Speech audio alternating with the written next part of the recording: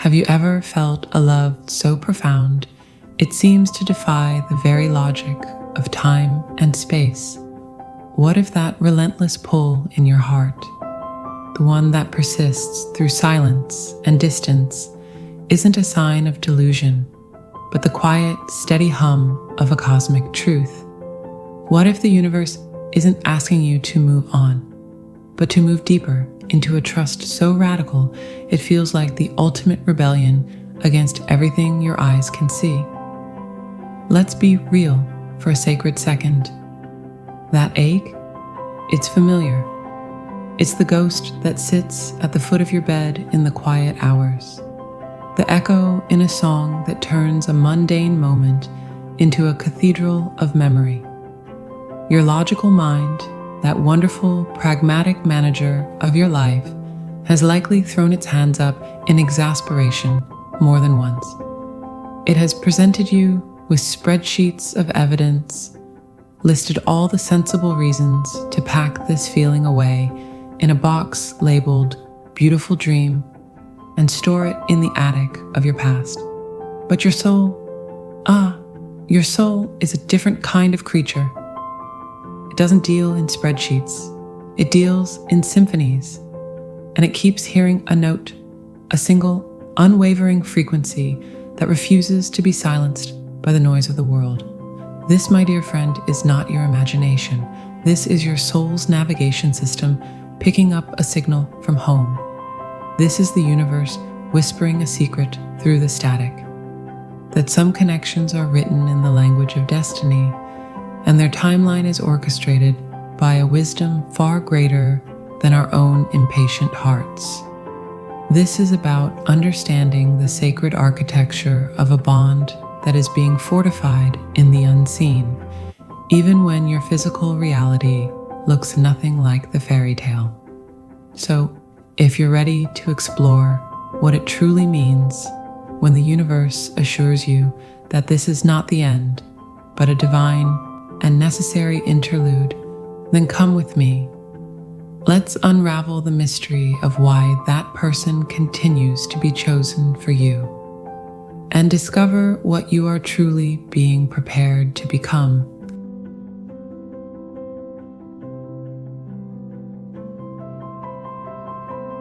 You know the feeling, don't you? That ache, that quiet hum of absence that seems to fill up all the space in your life. You've been told to focus on yourself, and you've tried, bless your heart. You've journaled until your wrist cramped, meditated until you wondered if you were just taking a very spiritual nap, and affirmed your worth to the bathroom mirror. So often the reflection might start talking back. And yet, the silence remains. The distance persists. What if I told you, with all the conviction my soul can muster, that this silence is not empty? It is not a void. It is the most sacred workshop you will ever enter. This is the core of active receptivity. It's not passive waiting. It's the most dynamic, demanding, and glorious construction project of your life. You are not waiting for a person to return. You are building the home, the energetic, vibrational, unshakable home they are destined to return to. Think of it like this.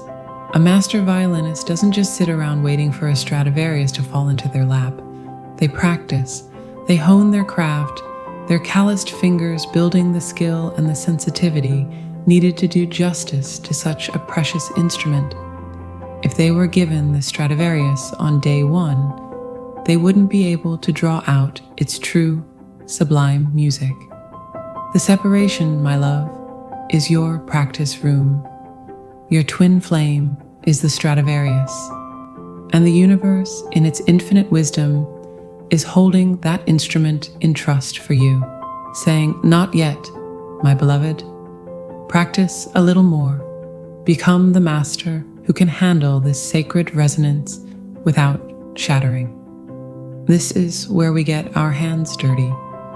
This is where we move beyond theory and into the realm of alchemy. your twin flame connection, by its very design, triggered every single unhealed wound, every hidden insecurity, every childhood scar you thought you'd cleverly buried under a layer of adult competence. It had to. How else would you know what to build? You can't fix a leak you can't see. They held up a mirror, a brutally honest 4K resolution mirror, and showed you the cracks in your own foundation. The fear of abandonment, the feeling of unworthiness, the desperate need for external validation. Those aren't character flaws. They're the blueprints for your renovation. So what are you building in this sacred workshop? You are building a new vibrational reality. You are taking the raw, chaotic energy of I need you and transmuting it, particle by particle, into the coherent, powerful frequency of I am whole and I welcome you. It's the difference between a desperate, grasping hunger and a generous, open-handed feast. You are learning to generate from within yourself the very security, validation, and love you were seeking from them. And you know what? It's exhausting, frustrating work. Some days, you'll feel like you're trying to build a cathedral with a teaspoon. You'll throw your spiritual tools across the room and declare the whole thing a cosmic joke. I've been there. I've had moments where my meditation cushion saw more tears than Zen, and my journal entries looked like the angry scribbles of a caffeinated squirrel. It's okay. It's all part of the process. This is the grand, often hilarious, contradiction. By letting go of the need for the union, you become the only person capable of sustaining it. You stop being a half-soul searching for its missing piece, and you become a whole, radiant being, capable of joining with another whole, radiant being to create something greater than the sum of its parts. You become an energetic lighthouse, not a flickering candle in the wind, begging for someone to cup their hands around you to keep you from going out. No, a lighthouse, solid, grounded, unshakable, shining your light consistently, not because you're hoping a specific ship will see it, but because it is your nature to shine, and that beautiful soul is the most powerful magnet in the entire universe. A ship lost in a storm isn't drawn to a flickering, needy flame. It's guided home by a steady, certain, and powerful beam that knows its own purpose. You are not being prepared for a person. You are being prepared for a paradigm, a new way of loving, of being, of existing in a partnership that is less about completing each other and more about celebrating and amplifying each other's already existing wholeness. And the most fascinating part, this work you're doing in the quiet, it doesn't go unnoticed in the unseen realms. But that's a conversation for another time, a conversation about the silent, sacred contract that pulses between you even in the silence, a frequency of loyalty that transcends time and space. But let's just say, the energy you invest in your own wholeness is the most potent message you could ever send.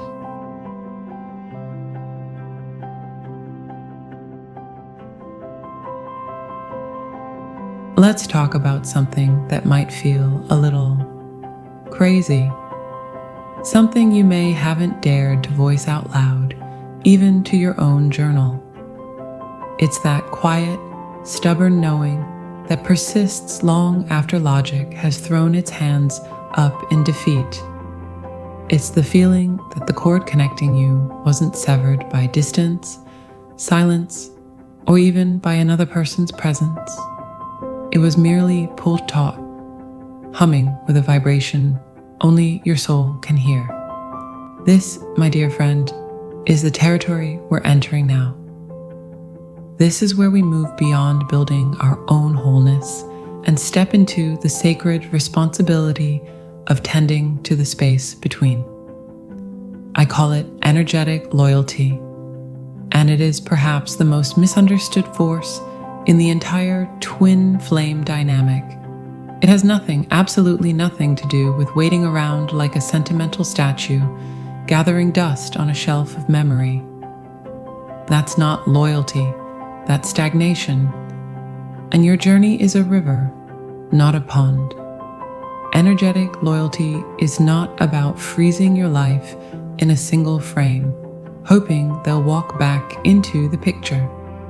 It's about actively, consciously, and with tremendous courage, holding the high vibrational vision for the connection itself as a living, breathing, evolving entity that exists in the quantum field, entirely independent of current circumstances.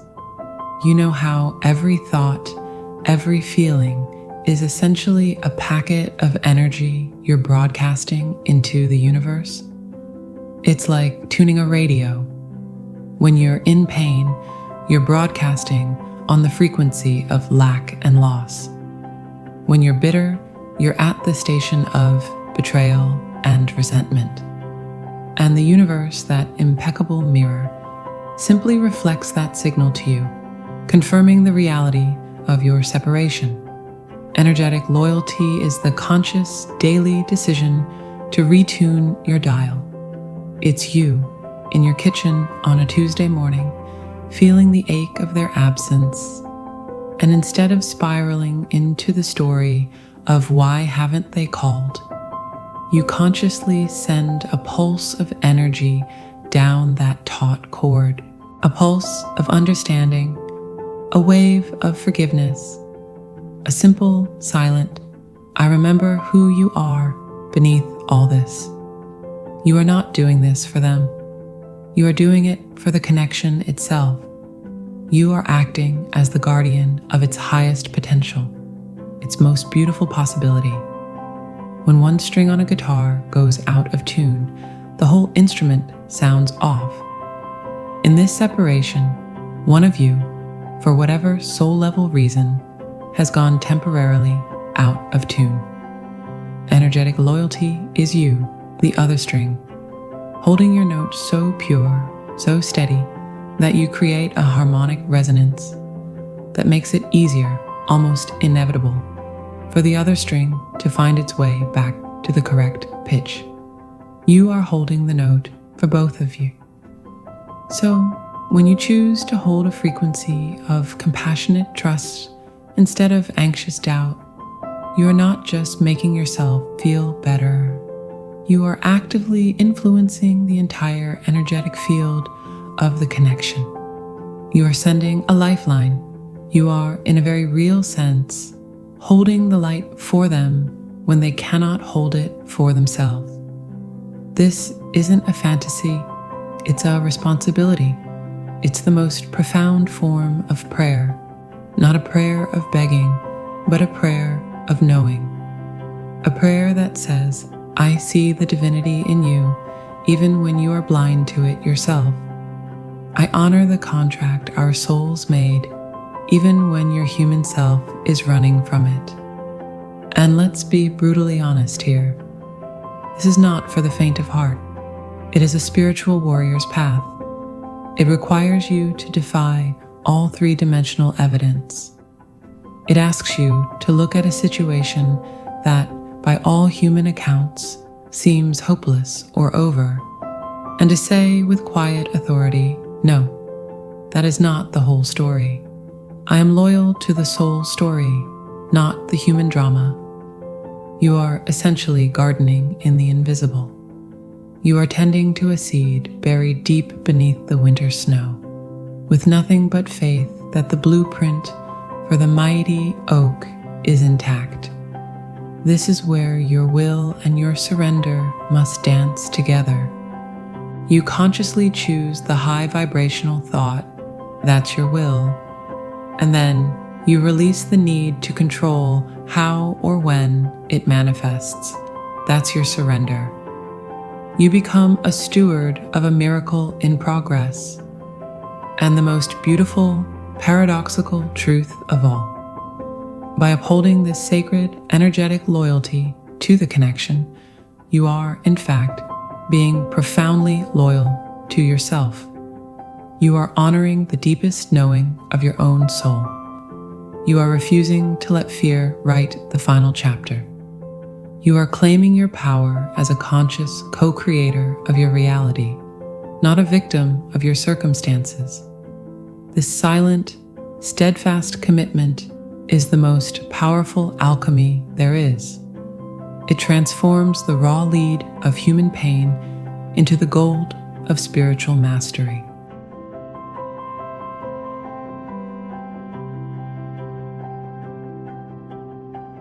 So here you are, standing in the quiet aftermath of all these revelations, with the map of your heart spread out before you.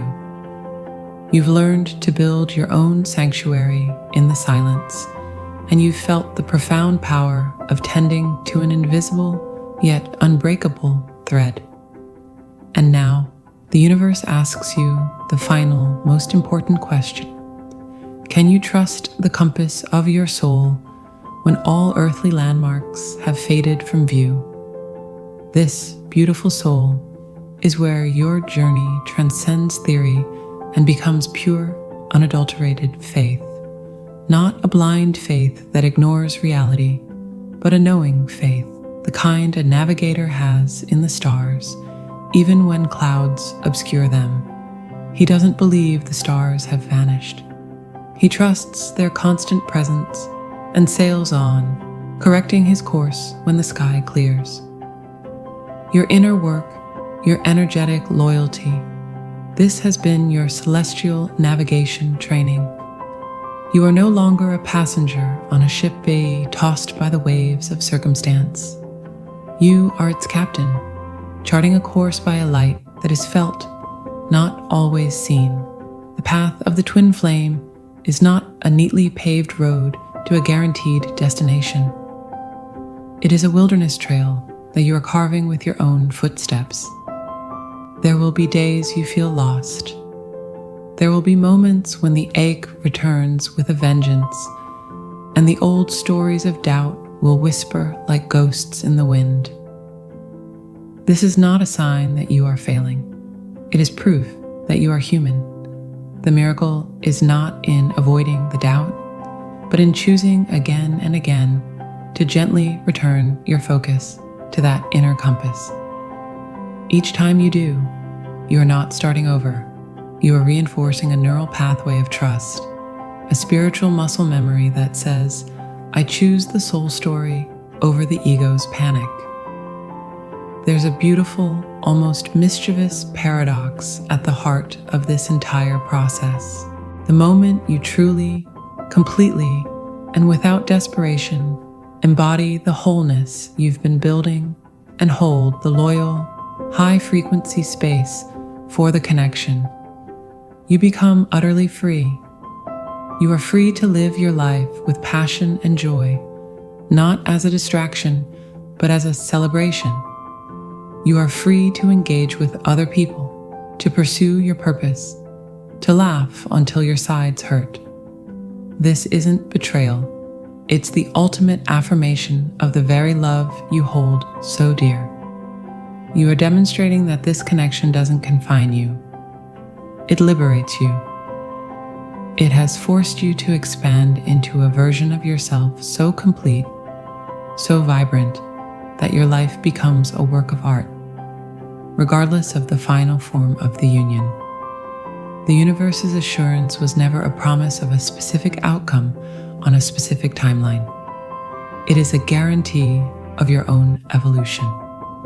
It is the cosmic wink that says the love you feel is not a phantom, but a force so potent it had to first dismantle you to rebuild you into someone capable of containing its eternal flame.